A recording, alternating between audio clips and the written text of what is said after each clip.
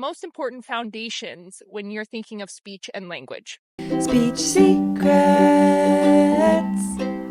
Speech secrets. Aloha, I'm here with Julie Spicer, SLP of Garden Island Speech Therapy. Aloha, how's it?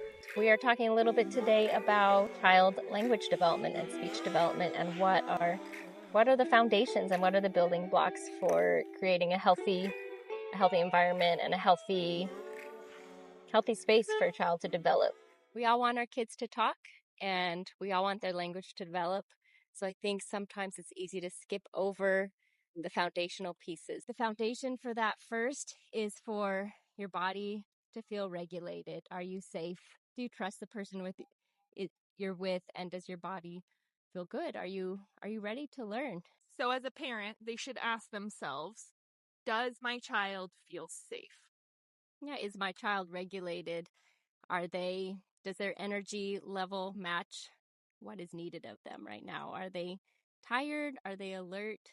And are they in a learning state? So if they're not, that's a time to tune into them and give them what they need. And it might not be the language or speech lesson that you are hoping for. So there's some letting go there. So it sounds like learning can only happen when your system is regulated. Perfect. What next? Second step is for engagement. Is the child interested in what's happening?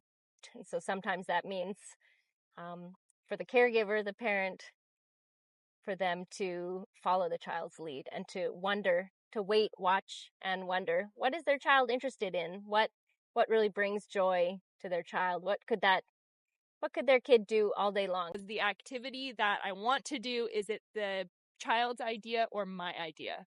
Yeah, we've got dad feeding the baby or the toddler, and he's saying, okay, say more. And whose idea is that?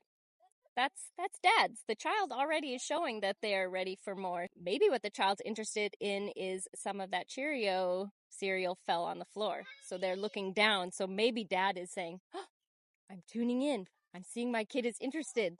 Oh, we're looking down. Oh, down. There it is. Uh-oh. And maybe that's a chance for imitation because the child's already intrinsically interested in what's going on with gravity and that precious Cheerio. So following the child's lead and what their attention is directed on. Is that right?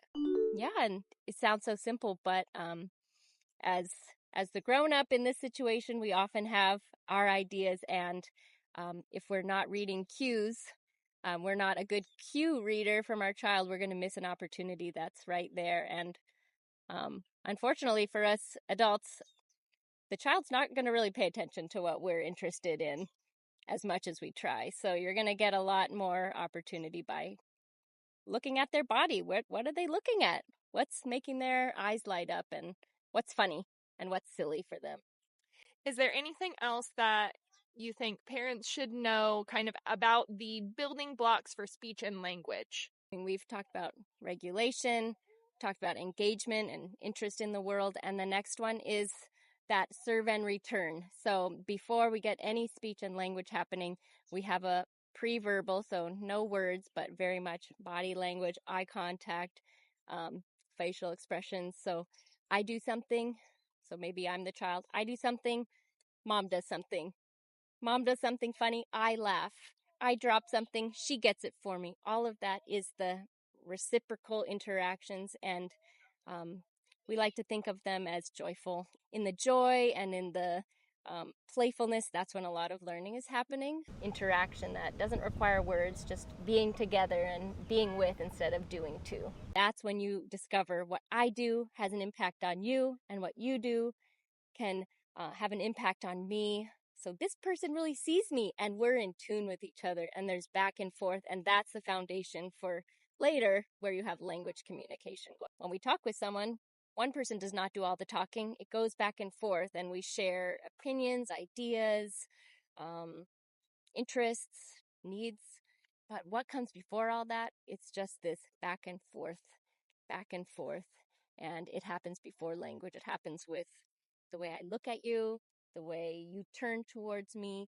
And for a young child, it's the parent or caregiver treating everything the child does as purposeful. So I whack my spoon on the table and maybe mommy whacks hers back, and then we get into a back and forth, and we're drummers drumming together. But what I do, I take my turn and then mom takes her turn. A child learns that it's fun to do that with someone else. So even nonverbal, just playing and imitation is a building block for developing language. Absolutely. My approach is called DIR, floor time. We look at development, we look at individual differences, and it's all in this beautiful context of warm and nurturing relationships.